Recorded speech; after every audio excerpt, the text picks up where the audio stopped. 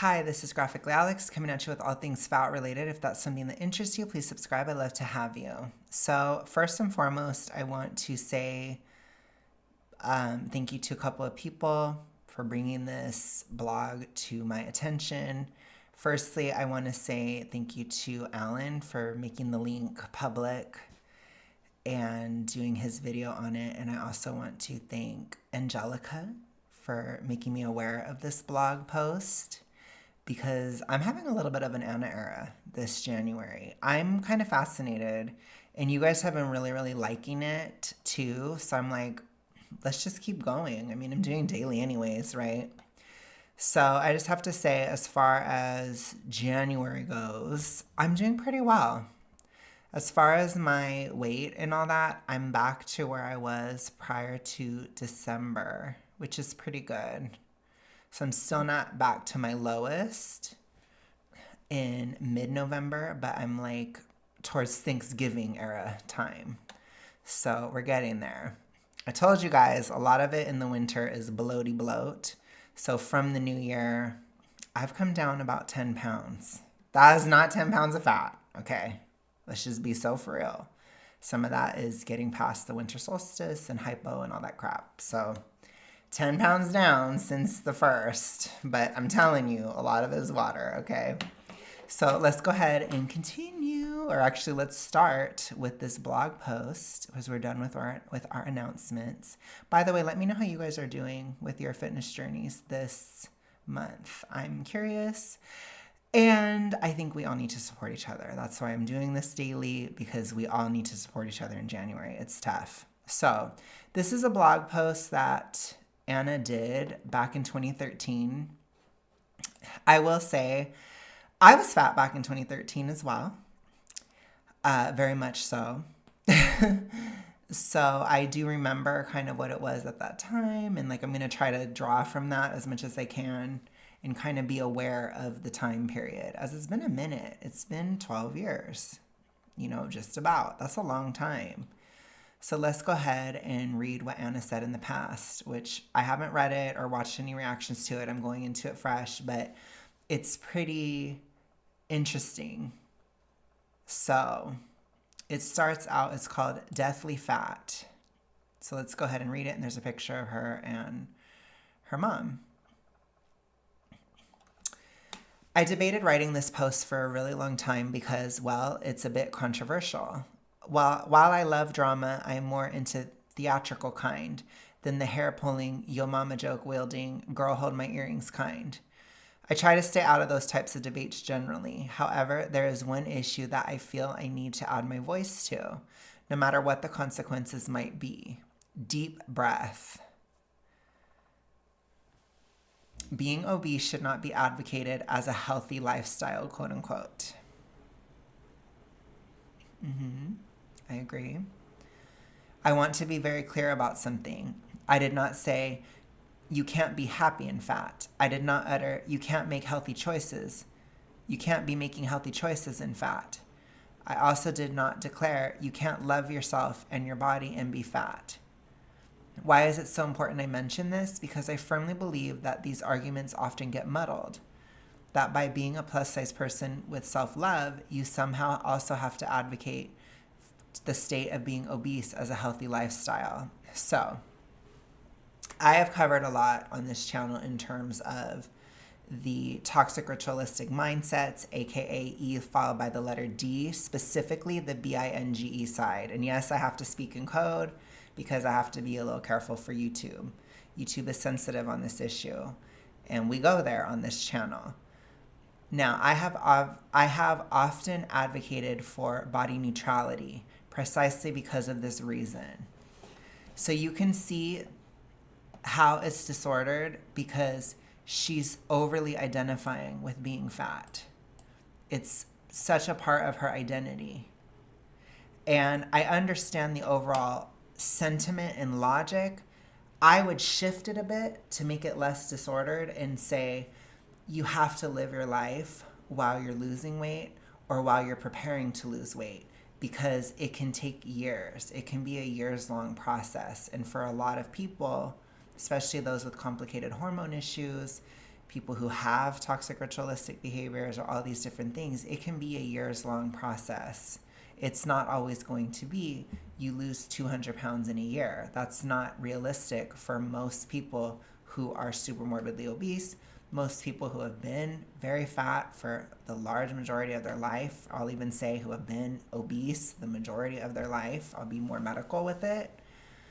You have to look at it more realistically in the sense that it's going to probably take more time physically and psychologically for most people in that state. That doesn't mean everybody. It doesn't mean, this is not a one-size-fits-all issue. But I think we should view it as more normal to lose, like I said, not 200 in a year, but maybe 50 over 4. That type of pacing is going to be more doable, more sustainable for most people. That's my opinion. Now, that being said, that's why I say live your life while losing fat.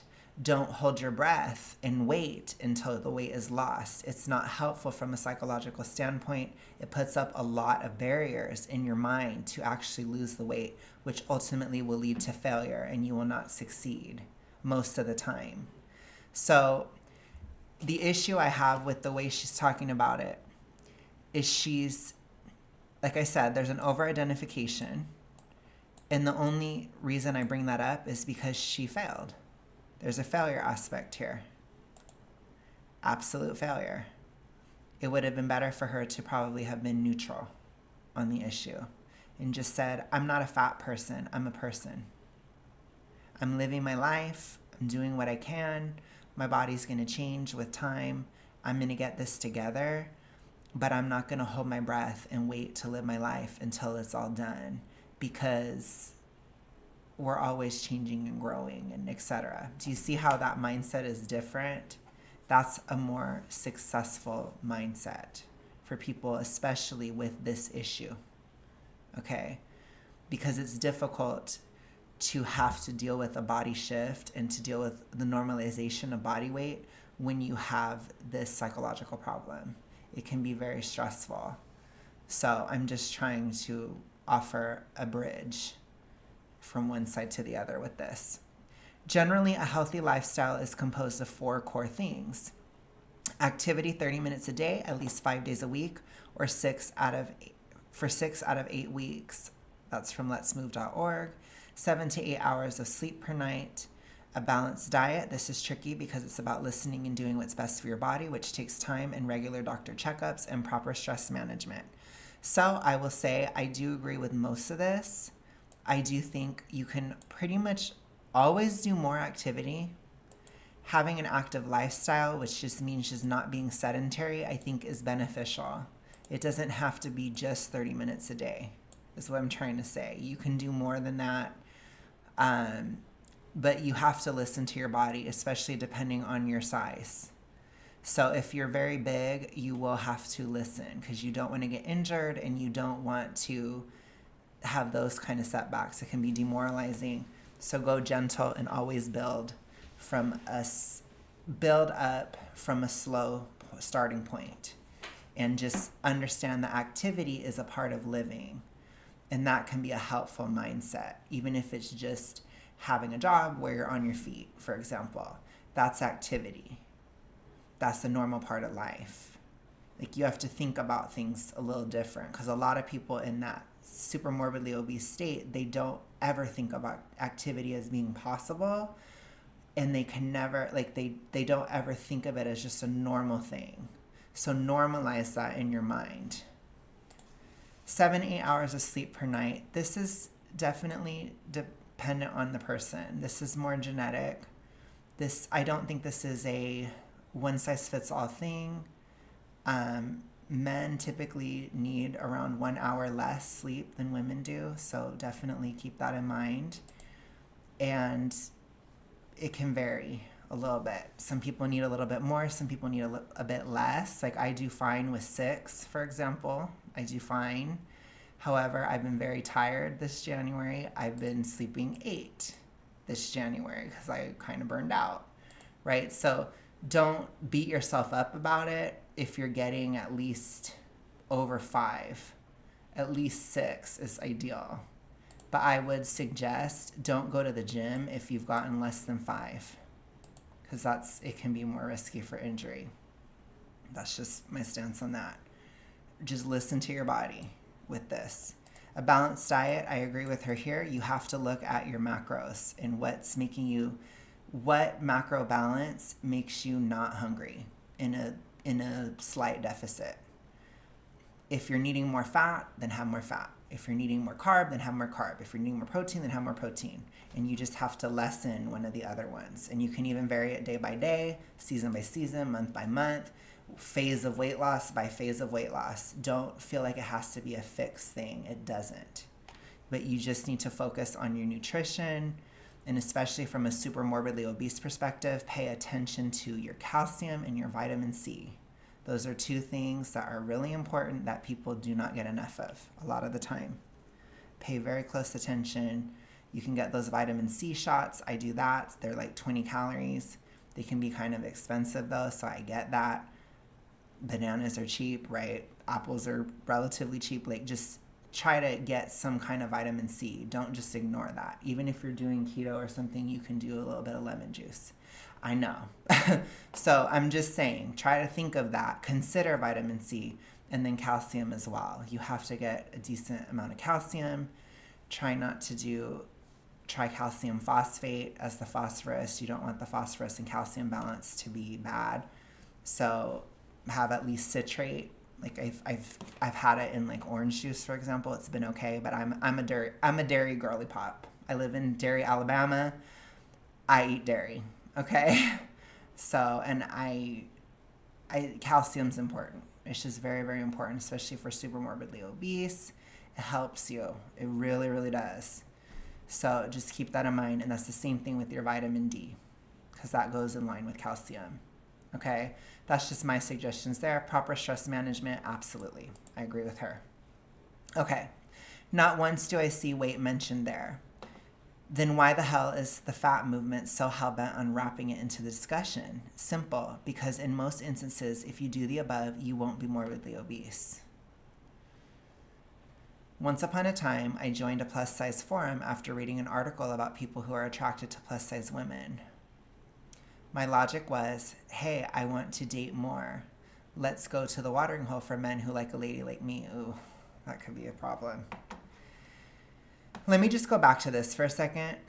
So I do agree with this. However, there's one missing piece from this list, and that is calories.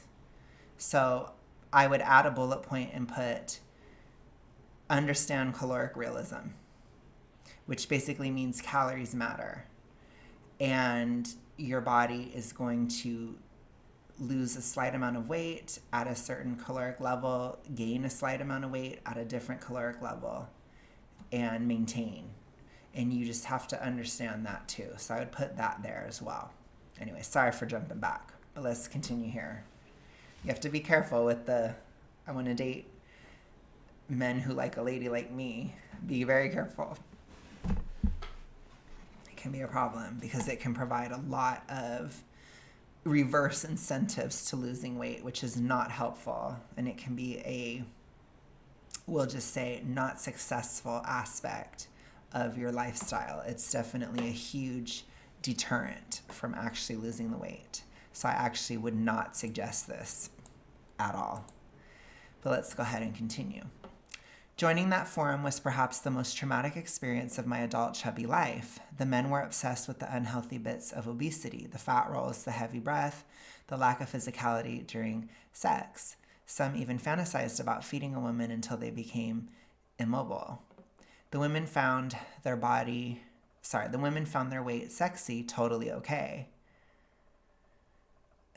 I don't think it is totally okay. I think it's harmful. I think there is such a thing as a harmful fetish, and I think this is one of them.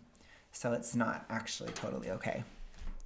However, that self-perception was oddly over-actualized. We'll just say, I'm going to try to censor it a little bit. They regularly posted nudes of themselves focused on how they serve and please men, not how they themselves were pleased. And every sentence was ended with some type of statement about how much more desirable their version of of this was, note that this was not a SEX site, but a lifestyle site. It has been said that women who are insecure often rely on hypersexuality to compensate for inner feelings of self-doubt. Okay. So I find that interesting because some things have not changed with her. She's doing the thing where she kind of tries to put herself above other people, but then also she's not, because she was literally on the site herself. So it's like, you're not above anybody. It's bizarre. It's like a weird sense of superiority or judgment. That's more of like a personality thing, though, for her that she has going on. So I am throwing a little bit of shade and criticizing her more as a person because it's hypocritical. If you're on those sites and you're doing all that stuff, you can't really judge people for also being on those sites because you're also there. So it's kind of, I don't know, weird. Additionally, I saw post after post of women talking about how obese women were just as healthy as the next person. For context, a person my age and height that exercises lightly 3 times a week, such as a mile walk, and weighs 400 pounds needs to eat a whopping 3,600 calories a day to maintain that weight. Do you know how hard it is to do if you're eating a balanced diet? It's damn near impossible. I've tried. See, this is interesting. She's tried. What does that mean? Again, to me, it's a disordered red flag, because what does that mean? I will say, I've done it. I mean, I am male. I don't know. I'm taller and whatnot, but I've done a 3,600 calorie diet. I think when I first started losing weight, I think I went to like 3,500 or something. No. I started at 4,000 and then I went down by 100 every 10 pounds until I got to a certain point, and then I just started shifting, and then it became more, because I remember, I think, or was it 3,000? I don't remember. Gosh, it's been a long time, you guys. I think it was 3,000. Yeah, it must have been 3,000. I don't know. Whatever. I don't know. 3,600 is kind of a lot, I guess, then, because I'm like, wait a second. Sorry, I got kind of tripped up. I don't remember what I started at. If you want to know my calories now, I know them, even though they just changed because I weighed in today. It's like 2170, something like that is what I'm eating now. Something like that. Okay. So, I mean, it's a lot less than that. Puts you that way. Yet here, women weighing 400 pounds were actively convincing each other that they were living healthy lifestyles and were just meant to be 200 plus pounds overweight. True. I agree with her there. As much as I wanted to believe that, and at the time, I really, really wanted to believe it, I knew deep down this was a massive, massive lie. Ooh, see, it's so interesting.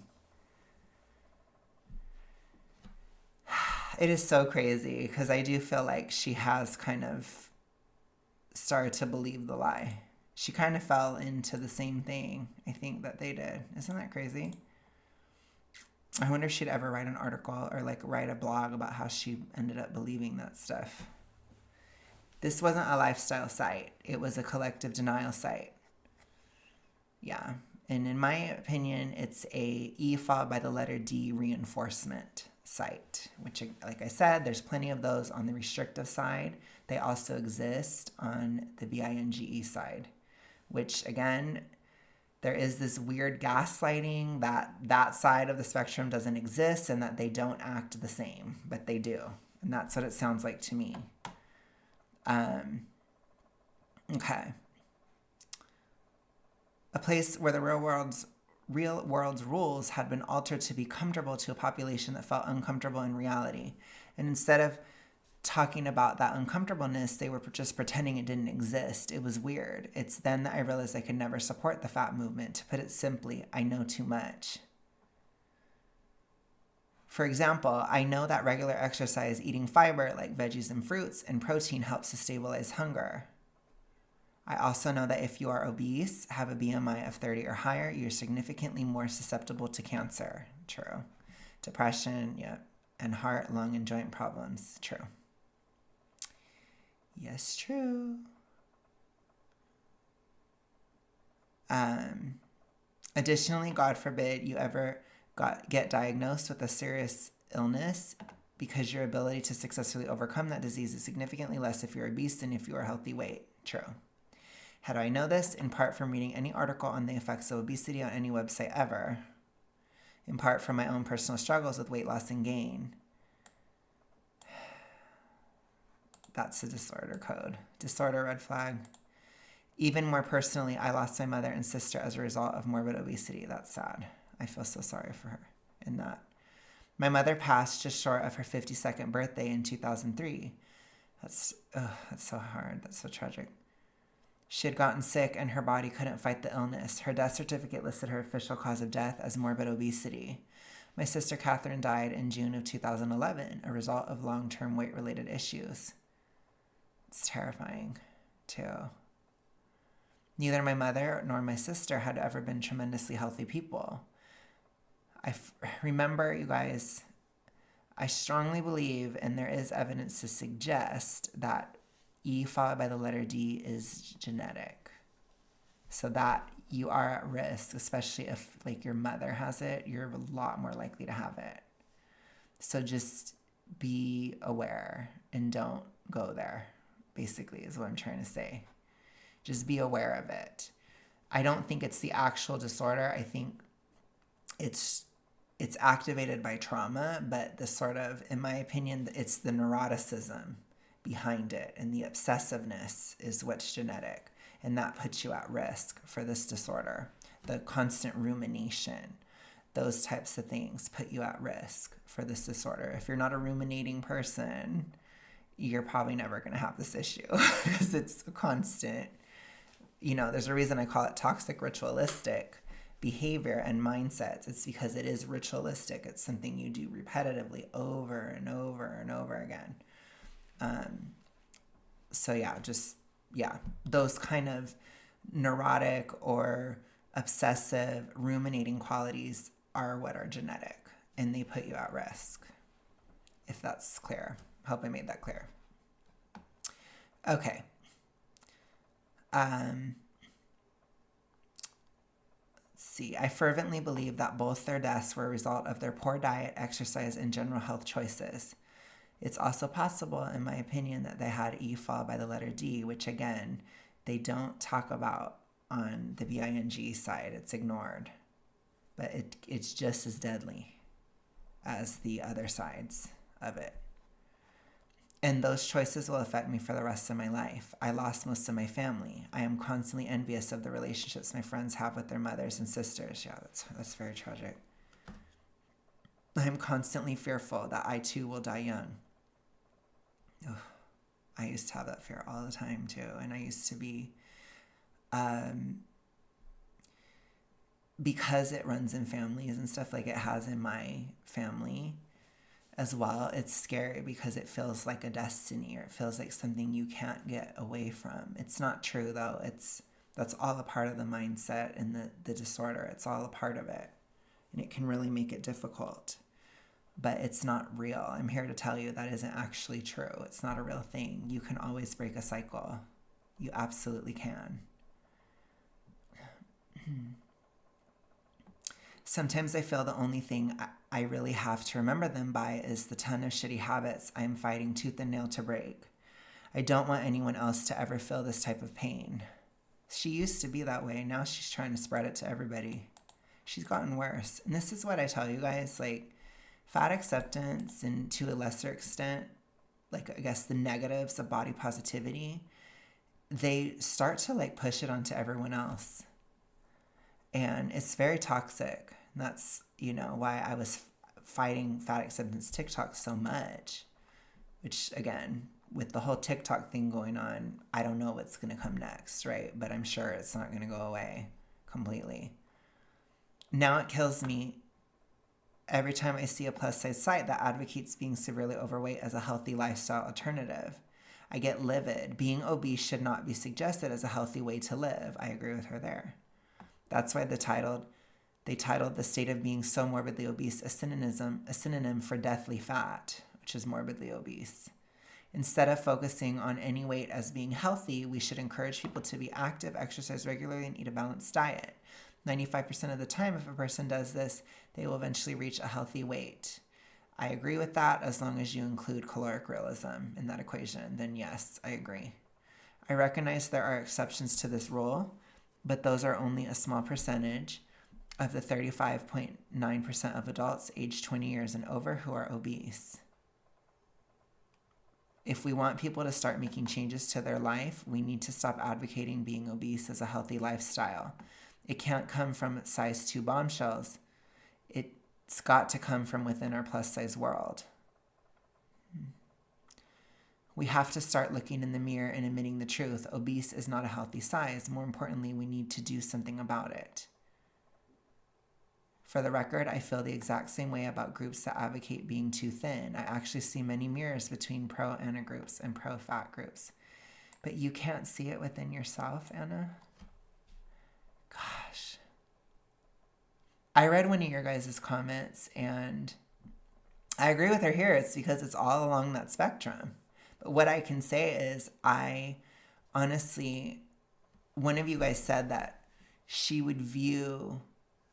doesn't view the genetic issues as a moral failing. So she leans into that. But she views having E fall by the letter D as a moral failing, which is not, it's not true. The moral failing is in not doing anything about it, not fighting it, not getting out of it, because it's deadly to stay in it and to keep playing those games.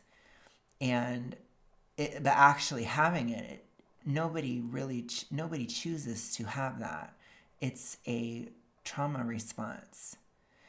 And so I don't think it should be stigmatized to have it, but it should be stigmatized to not fight it and to not do anything about it and to remain delusional about it, which, Anna is doing, in my opinion. I think she is delusional about it. And I feel for her. She can't find a way out. And it's really tragic, but it's tearing her life apart and her reputation and all these different things. It's awful. It just really, really is awful. And so while I do understand the issue, obviously, I also understand that it sounds like she was so close to being aware at the time, and she's so much worse. And I think that's kind of the tragedy of it, is that a lot of times people get worse as they go on with the disorder. And that's kind of the dark reality that I see in this. She got worse. She got more delusional. She got further from the truth. And I think in that way, she is kind of an interesting case study, at least for the internet and for this whole conversation about this issue. But it's also I hope we can find an answer. How do you make somebody see it? I don't know. I really don't. I don't. That's why it's so sticky. It's so tricky, because you can be delusional about it. And I know what it's like to be delusional about it. You have no clue. You have no perception. You don't see any connections. You don't see the ritualistic aspect of it. You don't see the patterns. And part of recovery is seeing the patterns, which a lot of you guys in my comments, you guys have told me, you're starting to see those things. And that makes me really, really happy. That's a part of recovery. Because when you start to see the pattern, you can start to undo it. Because it is a pattern. It's a ritual. So, obviously, I feel for Anna. I do. Even if, she can be grating and stuff as a person, I'm going to be honest.